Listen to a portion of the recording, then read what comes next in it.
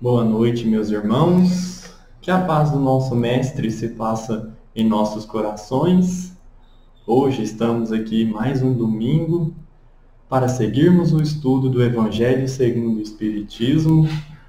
Hoje, continuando o nosso capítulo 7, item 7 ao 10, a nossa coordenadora, Vilma, vai nos trazer e nos ajudar na compreensão e na caminhada, né? Buscando um pouquinho mais de entendimento acerca dessa doutrina que tanto nos guia e nos ilumina. Então, meus irmãos, convido a todos a elevarmos os nossos pensamentos ao nosso amado Mestre Jesus, agradecendo a oportunidade de estarmos em contato com essa doutrina, pedindo a proteção, a presença dos bons amigos que possam intuir e auxiliar a Dona Vilma na apresentação do estudo desta noite. Senhor, obrigado mais uma vez. De coração que o nosso Mestre nos ensinou, iniciaremos a nossa explanação do Evangelho. Pai nosso que estais nos céus, santificado seja o vosso nome, venha a nós o vosso reino, seja feita a vossa vontade, assim na terra como nos céus. O pão nosso de cada dia dai-nos hoje, Senhor. Perdoai as nossas ofensas, assim como nós perdoamos a quem nos tem ofendido, e não nos deixeis cair em tentação, mas livrai-nos da prática de todo o mal. Meus irmãos, vamos então receber a nossa irmã Vilma para iniciarmos o nosso estudo. Dona Vilma.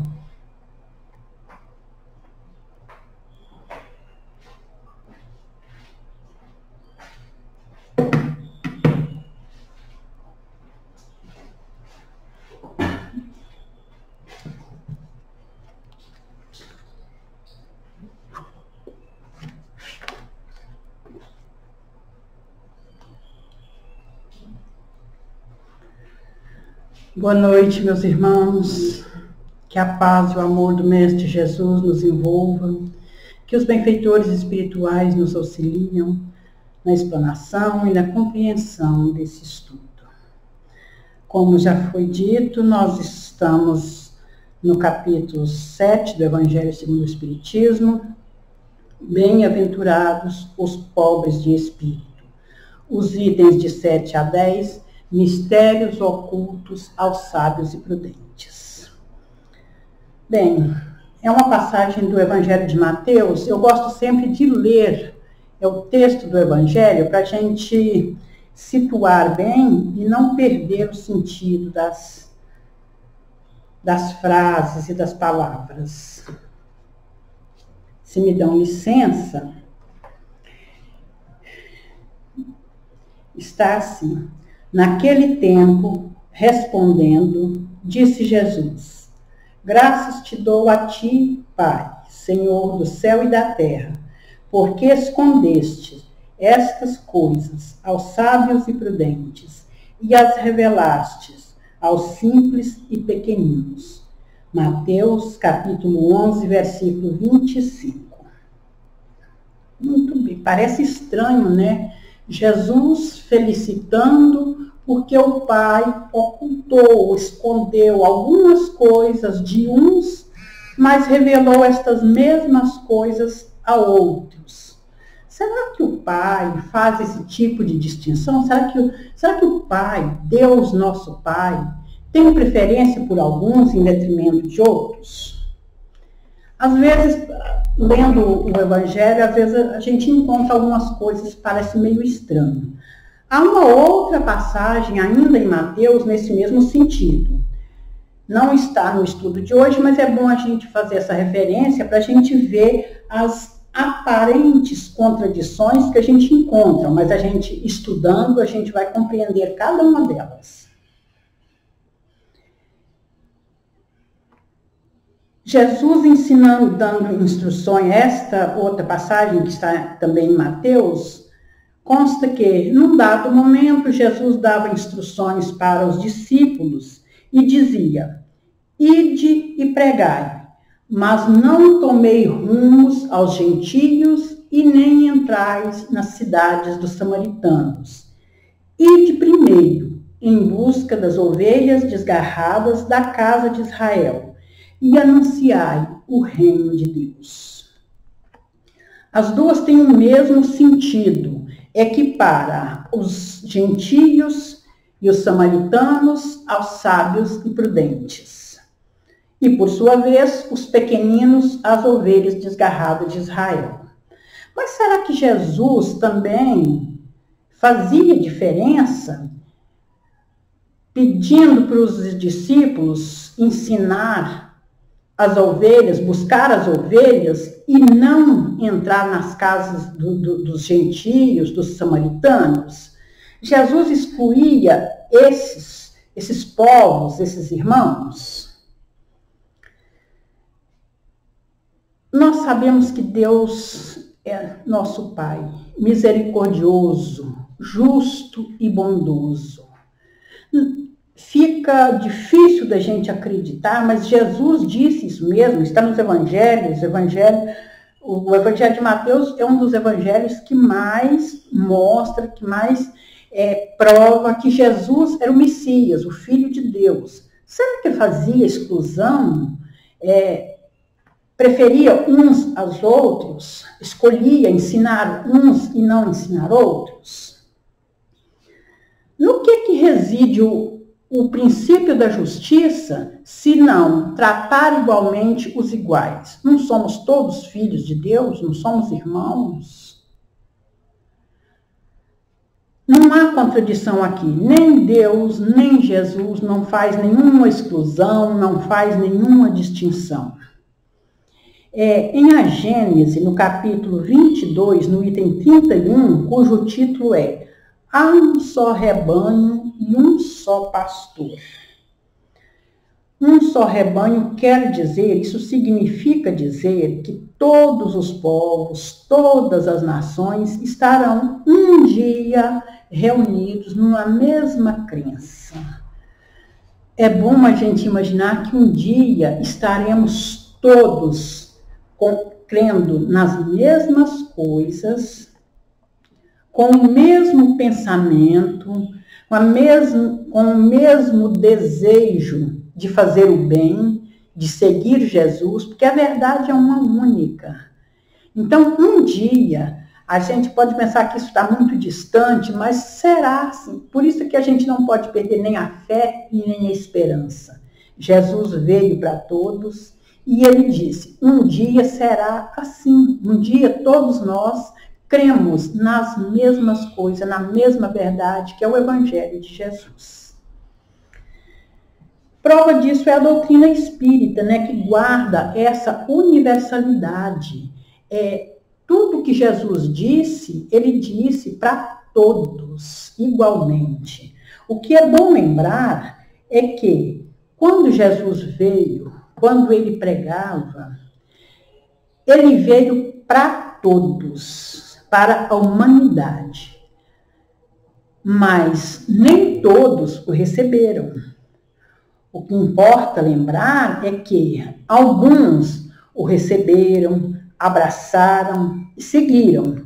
São os humildes. Outros negaram, perseguiram, crucificaram. Então, Jesus ensinava para todos, mas aqui devemos lembrar do buscai e achareis. Jesus ensinava, mas ele ensinava para aqueles que queriam aprender. Se nós imaginarmos que hoje nós já estudamos a doutrina espírita, nós já entendemos um pouco. Se alguém viesse falar para nós que não existe reencarnação, que não existe vida após a morte, ou seja, morte do corpo, né? Que seja a pluralidade das existências, se alguém vier dizer isso para nós hoje em dia, também nós não vamos acreditar. Porque nós já temos um entendimento. E aqueles povos que perseguiram Jesus, que crucificaram Jesus, eles não acreditavam em Jesus. Então, Jesus não os excluiu. Eles que não acreditavam, eles que não queriam compreender, não queriam ouvir Jesus. Então, Jesus não fez exclusão de ninguém. Não adiantaria nada se Jesus dissesse aos discípulos, vá ensinar os gentios, mostre o reino de Deus para os gentios. Eles não acreditavam nem na existência de Deus. Então, Jesus sabia que o tempo deles não havia chegado. Mas Jesus não os excluiu. Tanto que no Evangelho também, no capítulo 24, salvo engano, que é não colocar a candeia debaixo do alqueire, Jesus está dizendo que a luz é para todos. O que é a luz? É o conhecimento.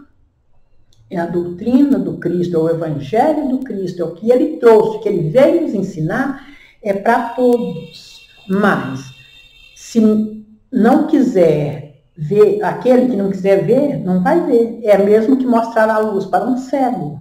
Então, Jesus não excluía, não fazia diferença. Ele ensinava, ele deixou, tanto que ele deixou, quando ele foi crucificado, ele disse que enviaria um outro Consolador, porque chegaria o tempo em que estes entenderiam, que eles poderiam compreender. Naquele tempo que Jesus falava, eles não tinham esse discernimento, eles não compreendiam, eles acreditavam em vários deuses, eles não acreditavam também que Jesus fosse o enviado de Deus. Era outra crença que eles professavam. Por isso que quando a gente se propõe a estudar o Evangelho, estudar e não apenas ler, porque a mensagem de Jesus, ela precisa ser lida, entendida, compreendida, sentida e vivida. Não basta que a gente lê o Evangelho, precisa que a gente compreenda e, principalmente, que a gente vivencie. Então, quando se propõe a fazer esse estudo, quando se propõe a estudar o Evangelho, é preciso que nós o façamos sob 4 pontos de vista, ou 4 perspectivas, se é que podemos dizer assim. A primeira é a da linguagem, porque a linguagem modifica no decorrer do tempo, conforme os usos, os costumes, as tradições de um povo. E, neste caso, nós devemos observar também o idioma, porque Jesus não falava português. Jesus, a sua língua originária era o aramaico, e às vezes também o hebraico. Ele não escreveu nada. Tudo que ele fez, ensinou, tudo que ele falou, tudo que ele vivenciou, foi interpretado e narrado pelos discípulos, pelos evangelistas, muitos anos depois.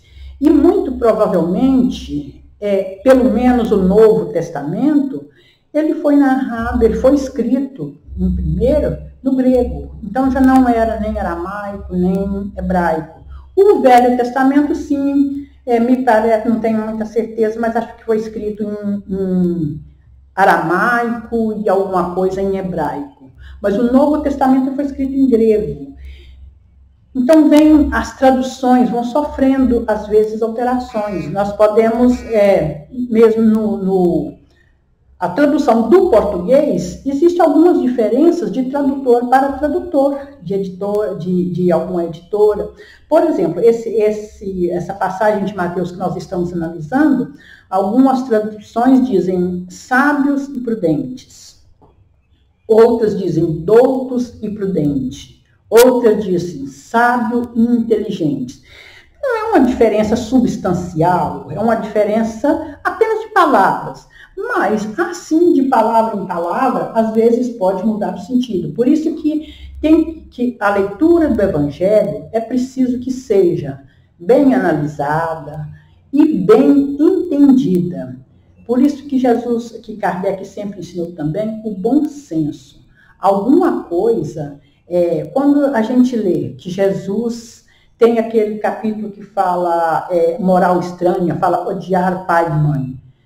Jesus jamais diria, Jesus sempre ensinou o amor, a caridade. Jesus não diria nunca para nós odiarmos. As traduções está odiar, outras traduções está aborrecer pai e mãe. Mas não é esse sentido, por isso que o estudo precisa fazer esse mergulho para a compreensão. O segundo ponto é o cultural, histórico e cultural. É todo o complexo que envolve o conhecimento, os costumes, o modo de vida de cada povo, cada região, cada país, cada nação tem os seus costumes, tem uma cultura diferente. Isso também influencia no texto. Um outro ponto também é o contexto. O contexto é o conjunto de fatores e circunstâncias em que origina o fato. Isso é muito importante e hoje em dia a gente vê muito isso. Às vezes alguém diz alguma coisa em um contexto, significando alguma coisa, um ponto de vista. Alguém vai lá e pinça uma frase e cola em outro contexto, que muda completamente. Isso, às vezes, pode ser muito grave, pode dar uma diferença muito grande. Então, o que Jesus falava, às vezes Jesus também usava de energia, porque precisava ser enérgico em determinadas ocasiões, as circunstâncias exigiam. Então, a gente precisa fazer esse mergulho na leitura, compreender. E o bom senso, tem um palestrante que diz que Jesus nos ensinou a amar, mas Kardec nos ensinou a pensar. E Kardec chamava muito a atenção para esse bom senso.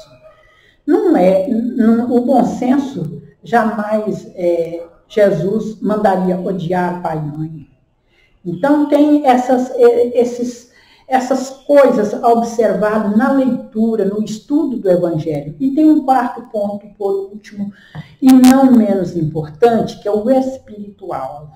O espiritual é a vontade, é o desejo de compreender, é como nós nos entregamos à leitura, a predisposição de compreender, de aprender, compreender e vivenciar. Porque o Evangelho de Jesus não é o que está escrito. O Evangelho é a vida de Jesus, é o que Jesus viveu, é como nós devemos viver. Evangelizar não quer dizer estudar o Evangelho. Evangelizar quer dizer viver o Evangelho de Jesus. Isso é muito diferente e muito importante. Estudar o Evangelho é silenciar as nossas inquietações, os nossos pensamentos pessoais, as nossas dificuldades, diria, as nossas pequenez, e nos entregarmos à luz que vem do alto, à luz que vem nos iluminar. Quando nós entregamos, fazemos essa doação de nós mesmos, em busca do entendimento, a espiritualidade está nos assistindo, como nos assiste sempre. Essa luz que vem do alto, ela penetra em nós, ela ilumina a nossa alma, o nosso mais íntimo. E o que é mais gratificante a gente pensar e vivenciar isso é que quando a gente faz esse movimento, a gente recebe essa luz no nosso interior, na nossa alma, é como se colorisse a nossa alma. E esse colorido, ele jamais apagará. Então, quando nós nos iluminamos, já ficamos um pouco mais luminosos. E isso é de pouquinho em pouquinho, é a cada dia, é a nossa vida, é o nosso cotidiano, exercitando o Evangelho. Exercitar o Evangelho é nos iluminar. Então, assim, vamos fazer. E para isso, é muito importante que façamos uma prece. Sempre que nos propomos a estudar o Evangelho, a gente deve sempre... Hoje em dia a gente vive assim, uma vida tão tumultuada. O que é isso? É a busca, muitas vezes, pelo material. E não reservar um tempo para o estudo do Evangelho. Todos nós devemos ter esse momento. O momento de nos evangelizarmos, o momento de buscarmos Jesus, ou de ir ao encontro dele. E isso, a oração é o meio que nos propicia isso. Então, sempre que vamos estudar o Evangelho, é necessário, é imprescindível que façamos esta oração, que peçamos a espiritualidade, esse auxílio, essa compreensão. E essa luz virá, com certeza. Vamos fazer um exercício de compreender, de entender essa passagem do Evangelho de Mateus, essa que nós lemos no início, que quando ele diz, naquele tempo, Jesus respondendo disse, naquele tempo. Para muitos de nós, pode parecer, pode significar que naquele tempo, faz muito tempo, isso foi quando Jesus esteve aqui, ele disse. E hoje isso pode ser diferente. Não, não é assim. Tudo que Jesus disse continua. Prova disso é a doutrina espírita, que foi 19 séculos depois. A doutrina espírita não contradiz, não opõe nada do que Jesus falou. Veio apenas nos lembrar, relembrar e clarear, explicar de uma forma mais clara ao nosso entendimento. Porque no século XIX já estavam um pouco mais abertos ao entendimento, já compreendendo as parábolas que Jesus disse naquele tempo. Ele dizia as parábolas naquele tempo porque aquele povo daquele tempo não tinha esse entendimento. O tempo passou, mas o ensino não. O ensino é o mesmo. Então, a doutrina espírita, 19 séculos depois, é relembrando tudo que Jesus ensinou. E até hoje, no século XXI, continua a mesma coisa. A espiritualidade continua nos auxiliando, nos lembrando sempre. Nós temos, pela misericórdia do Pai, nós temos essa assistência da espiritualidade que está sempre conosco, nossos espíritos protetores, nos auxiliando, nos lembrando. Jesus ensinou assim, para que não desviemos desse caminho. É o caminho da felicidade, o caminho do reino do céu, que foi ensinado por Jesus naquele tempo e que devemos seguir para alcançar essa felicidade, para alcançar o reino dos céus.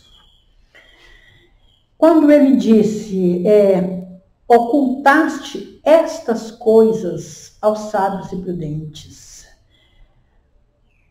Na verdade, Jesus não oculta nada de ninguém. E o que eram estas coisas? Estas coisas eram as verdades espirituais. É exatamente a boa nova, é o ensino de Jesus, que ele não ocultou, mas aqueles que não estavam preparados para compreender, passaram despercebidos, eles nem notaram porque eles nem reconheciam Jesus. Então, relembrando, a espiritualidade continua nos lembrando até hoje, advertindo-nos dos ensinamentos de Jesus. Mas Jesus não negou nada a ninguém. E quem eram esses sábios e prudentes? Exatamente esses orgulhosos.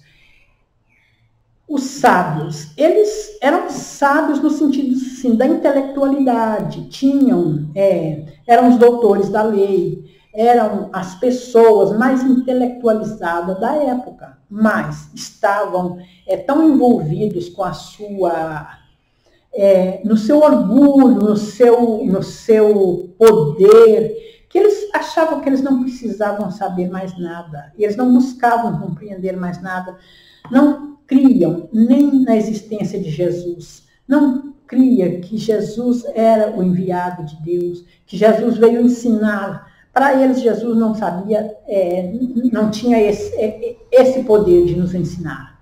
Ou seja, não reconheciam Jesus.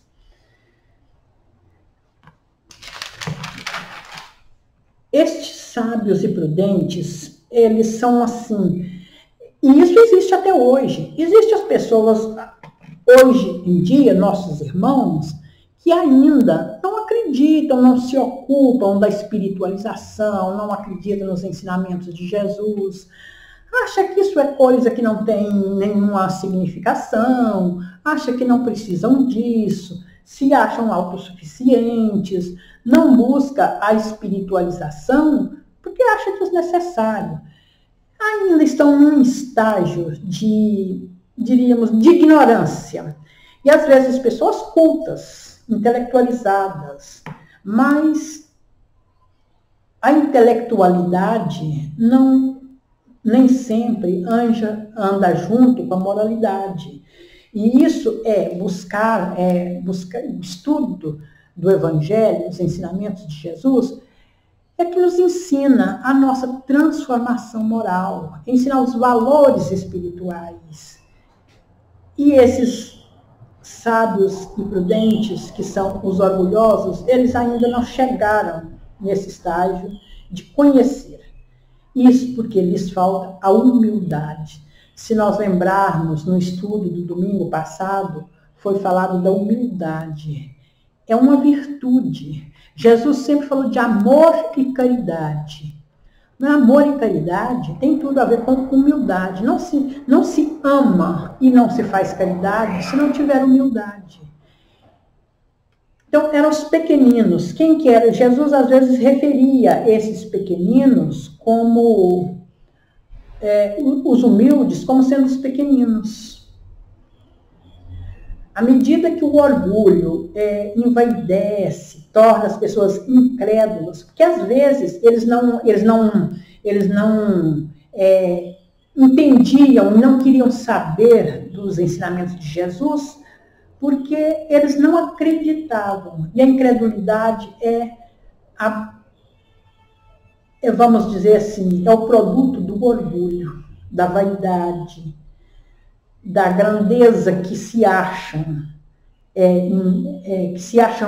grandes o suficiente para não precisar, para não crer em nada mais que não venham de si mesmos.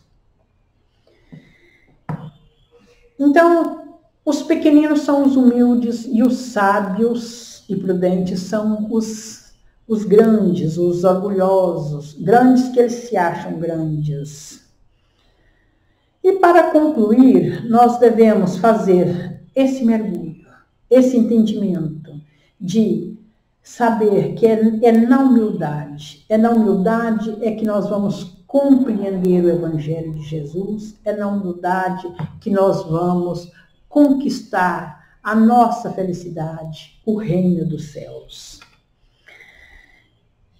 E para encerrar, nós vamos fazer a nossa prece, agradecendo a Deus, nosso Pai, ao Mestre Jesus e os benfeitores espirituais, por mais esse dia vivido, por mais esse estudo, e que nós possamos trabalhar o nosso orgulho, a nossa vaidade, tornando-nos pessoas mais humildes, buscando os ensinamentos de Jesus, compreendendo e vivenciando. Que a tua paz, Mestre amado, se faça em todos os lares, que todos os nossos irmãos possam ter essa compreensão e buscar evangelizar-se, buscar os teus ensinamentos, tornando humildes, mais amorosos, mais caridosos. Rogamos ainda, Mestre amado, que os teus benfeitores coloquem nas águas, as águas que porventura foram postas neste momento para ser fluidificadas. E para aqueles que não colocaram esta água, mas que em todos os lares existe um recipiente com a água para dessedentar aquela família, que nesta água seja colocada fluidos de boas energias, fluidos de saúde, de paz e de harmonia, e que nós possamos, ao longo desta semana, praticar a humildade. Com a oração que o Senhor nos ensinou, vamos encerrando mais esse estudo. Pai nosso que está no céu, santificado seja o vosso nome. Venha a nós o vosso reino. Seja feita a vossa vontade, assim na terra como no céu. O pão nosso de cada dia nos dai hoje. Perdoa as nossas dívidas, assim como nós perdoamos os nossos devedores. E não nos deixe cair em tentação, mas livra-nos de todo mal. Que assim seja. Tenhamos todos uma boa semana, praticando a humildade, a caridade e buscando sempre Jesus nos nossos corações. Que assim seja.